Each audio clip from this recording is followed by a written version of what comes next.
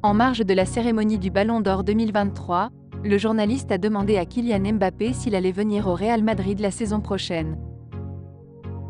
Sans dire un mot, l'attaquant du Paris Saint-Germain a lâché un grand sourire, alimentant donc les rumeurs d'une possible arrivée chez les merengues l'été prochain. Fabrizio Romano, spécialiste des transferts, est revenu sur ce geste polémique de l'ancien monégasque, faisant le point sur le feuilleton de son avenir. Il se concentre sur le PSG et le Real Madrid est satisfait de sa situation. Il ne se passe rien pour le moment, a confié le journaliste italien dans des propos rapportés par le compte Twitter Paris Info. À l'heure actuelle, rien ne se passerait donc pour Kylian Mbappé, que ce soit pour une prolongation au PSG ou une possible arrivée au Real Madrid. Si on évoque beaucoup le cas Jude Bellingham au Real Madrid, il ne faut pas oublier que Vinicius Junior réalise également un très bon début de saison. En effet, le Brésilien est régulièrement décisif en championnat comme en Ligue des Champions, et la direction madrilène a décidé de le récompenser. La direction du club de la capitale espagnole a effectivement officialisé ce mardi la prolongation du contrat de son attaquant international Ori Verde jusqu'en 2027. Le Real Madrid et Vinicius Junior ont convenu de prolonger le contrat du joueur qui reste lié au club jusqu'au 30 juin 2027. À 23 ans, Vinicius est déjà l'un des joueurs les plus importants du Real Madrid ces dernières années. Il a marqué le but qui nous a valu la 14e Coupe d'Europe lors de la finale à Paris en 2022, et a remporté le Ballon d'Or au Mondial des clubs 2022 au Maroc que le Real Madrid a remporté, et qui a représenté le 8e titre mondial de notre histoire. Actuellement sous contrat avec le FC Barcelone jusqu'en juin 2026, Robert Lewandowski arrive en fin de carrière et un exil exotique n'est pas à écarter.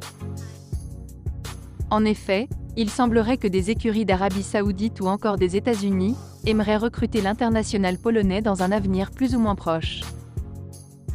Néanmoins, si l'on en croit le journaliste Mercato Ekrem Konour, la direction des Blaugrana n'aurait aucune intention de se séparer de leurs joueurs.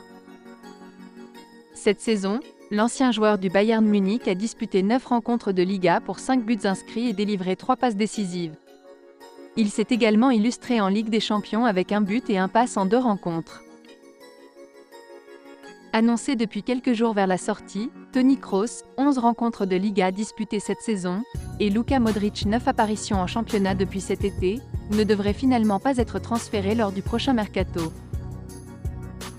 En effet, si l'on en croit le spécialiste Mercato Ekrem Konour, la direction de la Casablanca n'aurait aucune intention de se séparer de son duo légendaire, malgré les prometteurs Aurélien Tchouaméni, Camavinga ou encore Federico Valverde.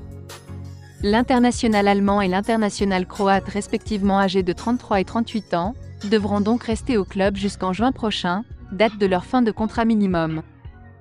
Victoria en un campo muy difícil, un rival que no había perdido en su terreno de juego.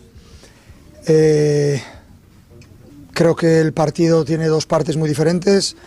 La primera en la que hemos estado muy bien, hemos podido incluso marcar más goles, y en la que hemos sido superiores al Brest, pero en el final de la primera parte ellos nos han hecho un gol en una jugada, en un saque de banda y un centro, que es una de sus virtudes, y la segunda parte es una segunda parte, la verdad, deja bastante que desear, muy lejos de nuestro potencial, con un Brest superior a nosotros, mejor, empata el partido y tiene oportunidades para ganarlo, y bueno, el resultado podría haber sido cualquiera.